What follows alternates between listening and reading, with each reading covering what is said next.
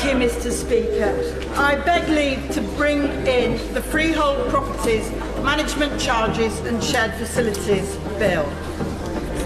A couple of years ago, I had a trickle of complaints about the poor upkeep and unfair fees being charged to homeowners on new estates. This has now turned into a torrent and latterly a flood. Constituents of mine living at Hazelbank, Burton Wood, Durham Gate, Midridge Vale and now Castle Vale and Startford Park have all been affected. I am grateful to them for alerting me to what I now discover is a national problem.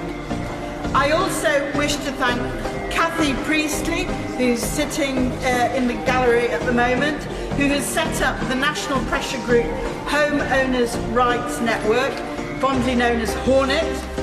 She has been campaigning on behalf of homeowners and really understands the problems. The first issue is that the public spaces are not made up to a proper standard. After 8 years, one man I met is still living in an unmade road.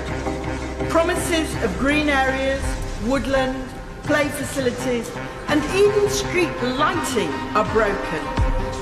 As it happens, County Durham has miles of unadopted roads of terraced housing built by mine owners in the late 19th century. Now we have property developers with the same exploitative disregard for homeowners. We are building the 21st century blight. Secondly, the fees are high, rising, uncapped and unregulated. One constituent told me their fee had risen from £60 to £134 in 4 years. At this rate, in 16 years' time, it will be £3,316 a year. Another faced a 50% rise in 1 year. On the Midridge Vale estate, the total payments were £27,000, and this was just for grass cutting. There is a total lack of transparency about the way the fees are made up. Management charges usually exceed upkeep costs, with items such as company admin fees, accountancy, dormant account, transfers appearing to be plucked from the air. On one small estate, the actual maintenance costs were less than a fifth of the fees charged. On another, the homeowners found a gardener who would do the work for £400. The agent then promptly added a £400 admin fee. Extra sums are charged for installing television aerials, and residents have been tied to E.ON as their electricity provider. All of this looks like just another way for property developers to screw more money out of hard-pressed households. It really is a private new build tax. So the news that Persimmon boss Jeff Fairburn received a £75 million bonus was greeted with outrage.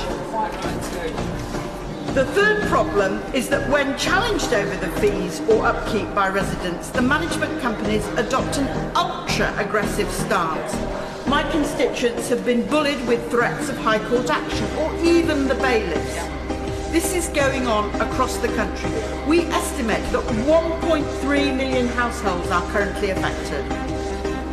So the response which Hornet have had from the government that people should take this up with developers, or that they will legislate at some point in the future to give a right of challenge through the first tier tribunal, is wholly inadequate.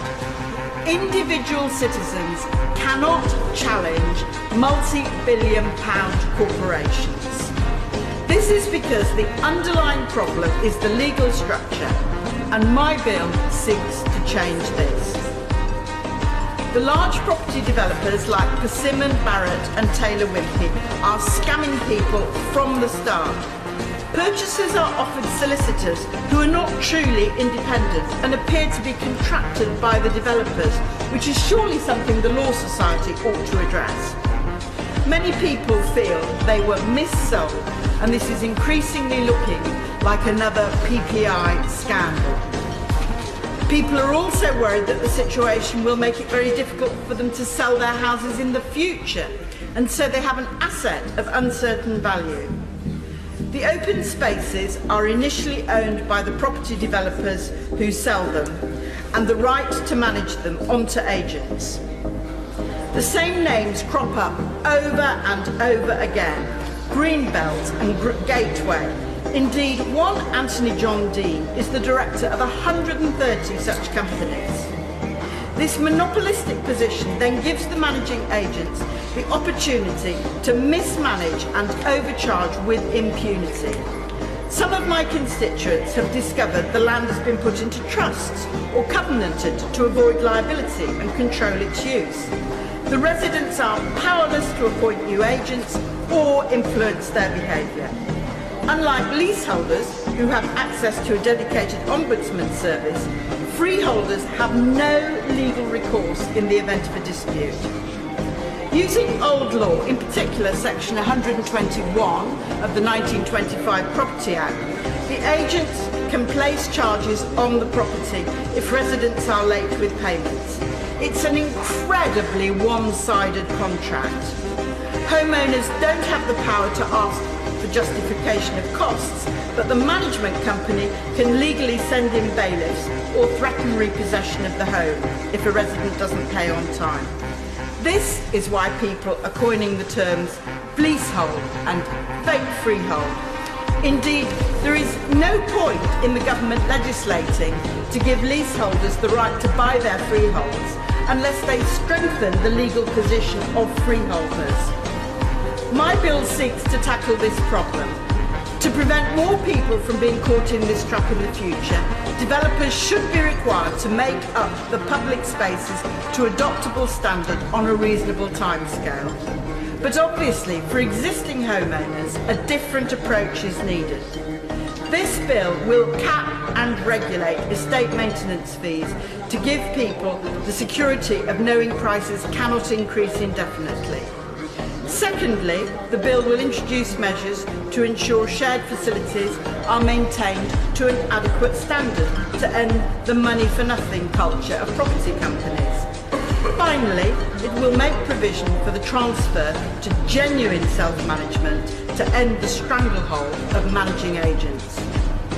The overwhelmingly positive response I have had from colleagues across the chamber demonstrates that this is a national problem. Currently, we estimate 1.3 million householders are affected. Given the government's ambitions for house building, many more soon will be. We need to grip this problem and act fast.